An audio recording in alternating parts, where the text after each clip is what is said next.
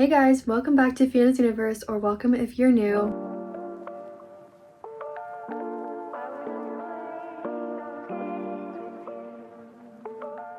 Today's video is going to build off of last week's video where we learned how to plot a book in one day, and I explained a lot of my biggest plotting tips to you guys. But this addition to the series is going to be all about world building. Every story does have some element of world building to it, even if it is set in our world here. So I'm kind of combining world building with setting in a way. I'm just using world building as a sort of umbrella term to cover all of that. So no matter if you are planning your main character's bedroom or an entire fantasy world that does not exist in our world, I hope that today's video helps you out a whole lot. This has been a hugely anticipated video for me and a lot of you guys, so I can't wait to get into this. It is going to take me a little while. I'm going to try not to yap for too long though. We're going to do a lot of learning, a lot of talking, and a lot of world building together today. And also you can anticipate a how to get book ideas and writing ideas video in this series, and then also a how to do characterization, how to write characters that make sense in this video, and then I'm also doing how to write dialogue. So that one doesn't really go into like the plotting type vibe, but it definitely goes into like my how-to writing tips series. But this one is all about world building, so I'm gonna give you all my tips, all my websites, all my secrets that I have never shared before. So let's get right into how to world build. I'll give you 2 examples of my own for this video. So with that being said, maybe you should go watch my explaining all my books video. It is a little bit dated now because I have started a lot of new books since November, but that's okay. I'm gonna use the examples of A Girl Called Love, which is a just contemporary romance with mystery elements in it, and then I will use an example of Something Nameless, my fantasy series, where there is a whole fantasy world for us to explore, and contrast to like a regular world such as in A Girl Called Love. The first thing I'm going to say kind of goes along with my video from last week where I gave you guys like my biggest plotting tip in general, but it also certainly applies to setting and world building, and that is to use Pinterest. I will never stop recommending it. I think that the Pinterest and music combination makes for like some incredible ideas. So what I would recommend you do is, for the Pinterest board that you might have for your project, make one if you haven't, but make a little section on it for your world, even if it's just like a regular world like this one right here. I do this for every single one of my projects, and images very much inspire me. I always add my own little twist to them because it's never quite how I picture that space exactly, but you know, you can get a lot of ideas from Pinterest.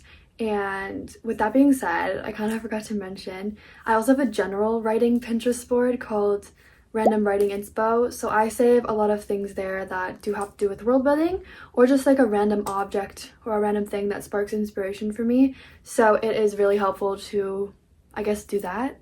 It's going to be a lot discussed in the ideas video, but for now, that's my tips for you. Use Pinterest. I'm going to go back to Pinterest a lot of times in this video, so that is a great one. Hopefully alongside your book idea you have an idea of the world it's going to be set in. So like, for example, if you're writing a romance book, oh, it's going to be set in this world, maybe what city is it going to be set in, where do they live, stuff like that. And then if you are writing a more fantasy magical book, hopefully you have an idea of where you want your characters to be. So maybe you don't have like the name figured out or every little detail figured out, but I do think it's important. I'm not going to come up with that idea for you. You gotta kind of have that before moving into some of these tips that I have for you. However, I will share with you how I have made my major fantasy world. I have subsequent fantasy worlds that I've created and dystopian worlds that don't exist necessarily in our world, but for Izara, I definitely think this is the weirdest thing ever, but making the map actually helped me to form the world in my head. So I knew, like, based on my imagination what this world looked like, but the logistics of it, such as like, what are the provinces and what are they called, how big are they, what do they include, how big is the ocean, what is the different oceans called, you know what I mean, like stuff like that. It was so fun to create my map. And with that being said, I have a video of writing websites and apps that you guys can check out. So that one is called Incarnate, I believe, and I highly recommend it. There is a free version, and that's the one I use. It works fine. There's not a lot of free things to add, but I don't really mind personally. I also think you can draw it if you're an artist. I personally am not really, so I would love to try and draw one, but I don't think I would be very good at it. Honestly, even if you write like more just general fiction pieces that don't really have fantastical elements, you can still make a map. Why not? Whatever floats your boat. Or even just like a little illustration of like the layout of your main character's house or something. I don't know. I should do that for A Girl Called Love, actually. With that in mind, I'm gonna explain the Girl Called Love sort of setting. So they live in a city, I think it's like just outside. It's in New York, but not like in New York City. They live outside of like the major city. And it's this big old manor, old money vibes, right? So that's what I'm trying to get at with it doesn't have to be a fantastical place in order for it to have character and for it to be established and not just like any old apartment building like mine. But this manor is like a big deal, and there's like this grand staircase leading up to it. There is checkered tile. There is these wings of the house that are sort of secret and closed off to love. And then there's a library, stuff like that. It all needs to be plotted still, regardless of the fact that it's not technically building a new world. It sort of is in a way, because that place doesn't exactly exist. So for fantasy, I would recommend doing the map creation. You don't have to do it like I did, where I kind of went in, not blind, but like probably more blind than I should have. Like, it worked out for me in the end, but the map making is very, very helpful. Let me know if you've done it before. It's so fun too. Just such a great exercise of the mind. And then also for a more like just general fiction piece, using Pinterest for everything, but using Pinterest to kind of find some like room inspo or some specific details that make your setting set apart. Maybe there's a lot of nature, like there's a forest in the book, like in Partial Stars for me. Or, I don't know, maybe they go to a cottage or some setting that needs some more visual representation for you. I would recommend saving all that to Pinterest, and then obviously do the same for your fantasy world if that's what you're doing, because, wow, there's a lot of cool art out there that can inspire you or anything. And then write it all down too. That's also important.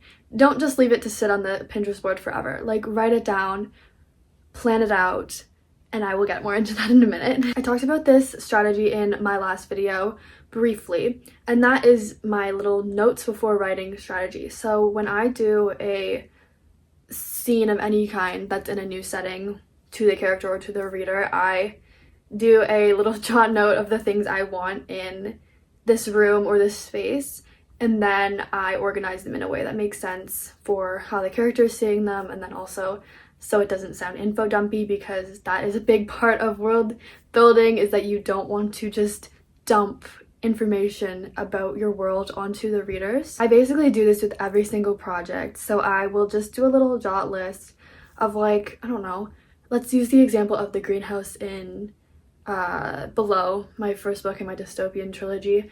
So basically, green glass ceiling, plants hanging from the roof, you know, cobblestone tiling as the floor.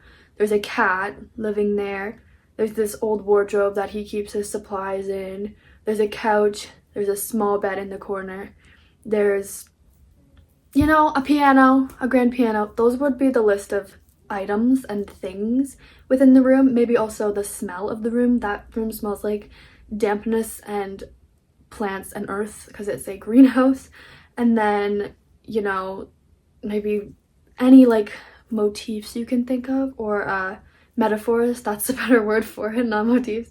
Metaphors, like what does it remind your character of, or what can they compare it to in their life. That's what I would write there.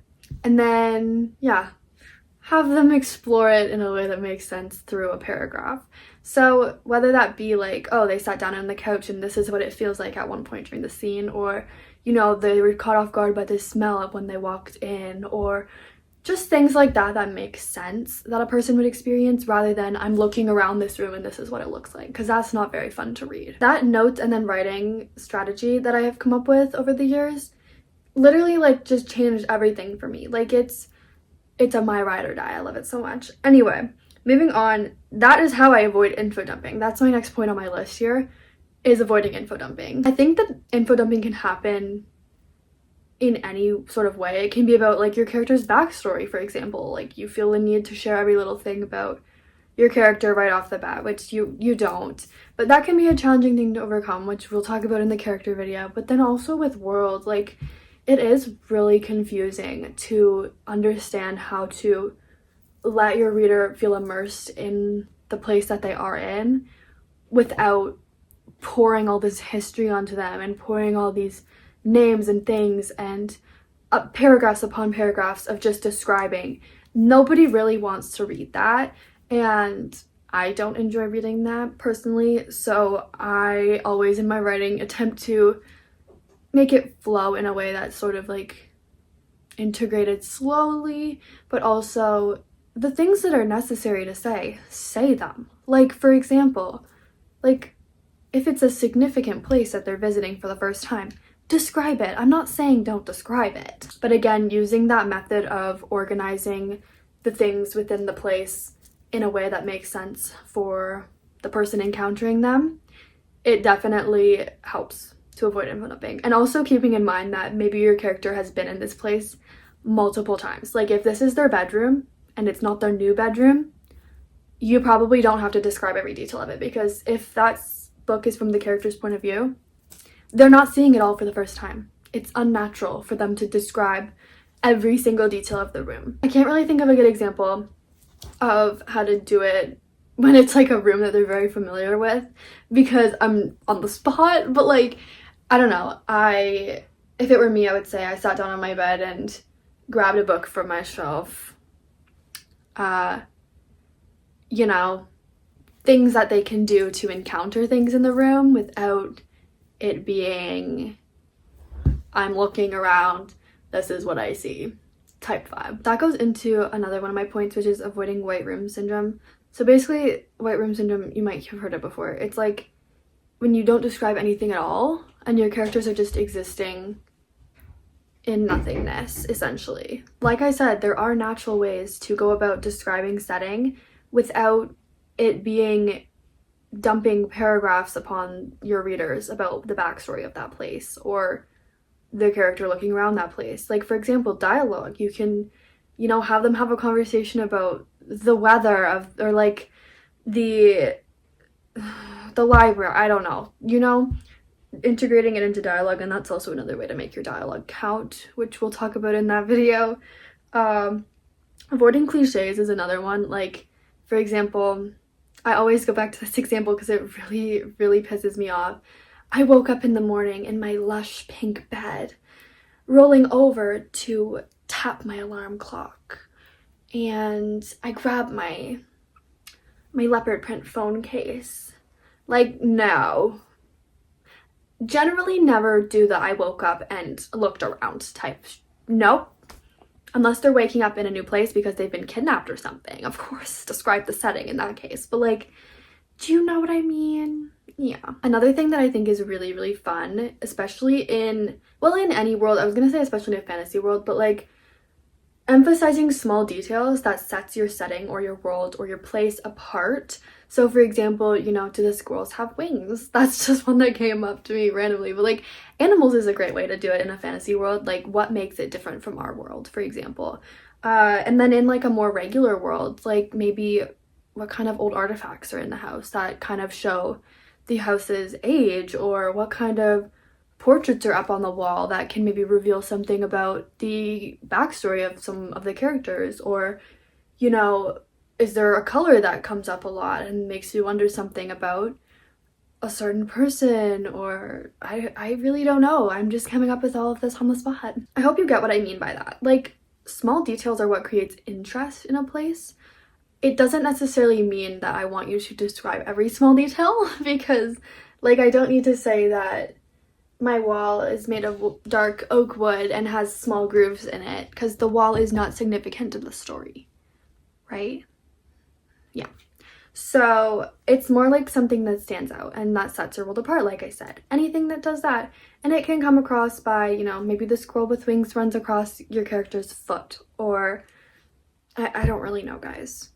Naturally incorporating these elements is always important. Remember that. And then sort of the last thing I'm going to cover is utilizing five senses. It's such a good way to honestly describe anything in your work, but setting especially, because we can do a lot of exploring other than just with our eyes, right? So what do they hear? And again, I think this goes without saying, but don't go on a paragraph describing all the five senses back to back. No, that's not what I mean. I'm saying, like, if something significant is in the air, like a certain smell, a certain taste even, or a sound that sort of sparks something within your character and is different from what they've had encountered in the past, mention it. You know what I mean? So five senses is really important. And with that being said, I will talk about this with characters as well, but I think immersing yourself as the author is such a good strategy. Like, you guys don't even know how many times I've, like, purchased something because it reminded me of one of my books. Like this ring, for example. Project Ring. Hello, focus please. Yeah, I bought that because it reminded me of Project Ring. You don't have to buy things necessarily, but I bought this room spray once that smelled like the forest, and I would spray it every time I wrote partial stars because it was set in a forest. And then just stuff like that, like if your character's favorite food is, I don't know, spaghetti. Next time you're eating spaghetti, think about some of the things that you like about it. I don't know. Same with, like, me taking this to the extreme and dyeing my hair purple. Amity has purple hair. And I think actually it's either Amity or it's, what's her name? Arabella from Project Princess. I never really got that deep into Project Princess, or Amity for that matter, but I think Amity might have burgundy hair, and then Arabella has, or Arabelle, I don't remember which one I chose. She has purple, but mine looks more purple in the sunlight, so don't judge me for saying it's purple when it looks black or brown. I promise it's purple. But, like, I am such a method author. Not that I would, like, you know, pull a Ellis Haley on you guys, but if you know that reference, you know.